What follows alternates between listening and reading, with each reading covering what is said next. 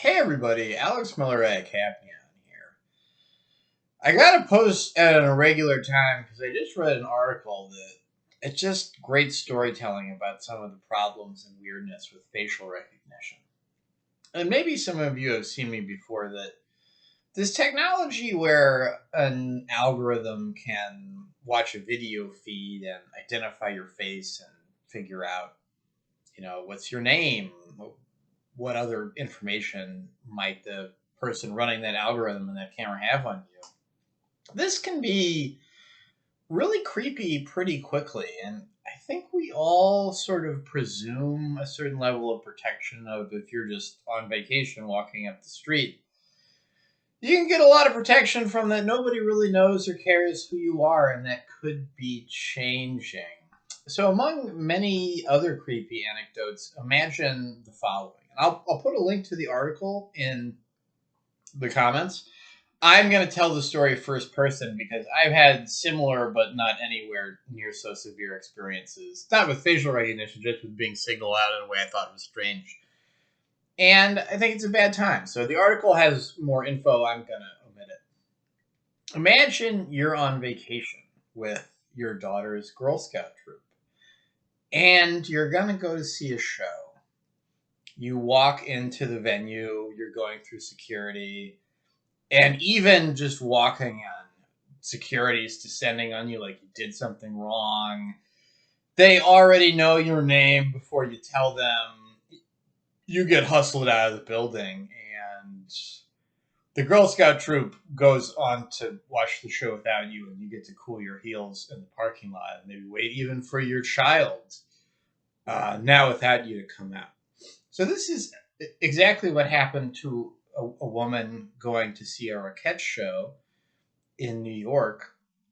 They had facial recognition on her security cameras, which immediately recognized her as an attorney that worked for a firm that was involved in personal injury litigation against the company that owned the venue that was running that show.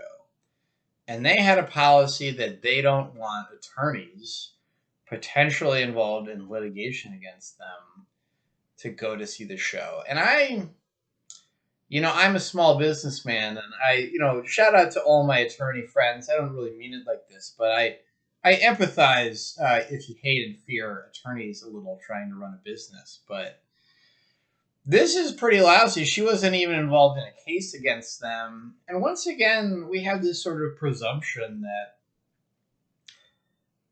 whatever I'm doing with my life, if I'm just somewhere else that I don't normally go, I'm just trying to have a good time. Everything about my life isn't going to follow me every second. And a pretty scary thing about facial recognition technology is that it makes it possible that everything follows you every second. So, maybe you're young, you knocked off a gas station when you were young and stupid. That's horrible. But let's hope you got a second chance and reformed your life. Do you want to catch static every time you're trying to buy Doritos at a gas station somewhere? And then I guess final closing thought. Americans traditionally are pretty freaked out about the government spying on them. Maybe it's a little bit changing. We let the private sector go crazy spying on us and building information on us, especially the past 30 years. At some point, do we really care who built the Panopticon if it means that you're just getting separated from your family all the time just because of your employer and stuff like that? So I think that's a pretty miserable situation. This facial recognition tech comes up quite a bit as an extra problematic point in the data privacy world. There's some bright points. This is a biometric, your facial recognition technology. It's better protected data than some others. Fingerprints too. There's a strong law in Illinois, for example, across the river from where I live. But I try to have empathy for people. I don't want to have too much empathy on this one because steam's going to come out of my ears. What a nightmare.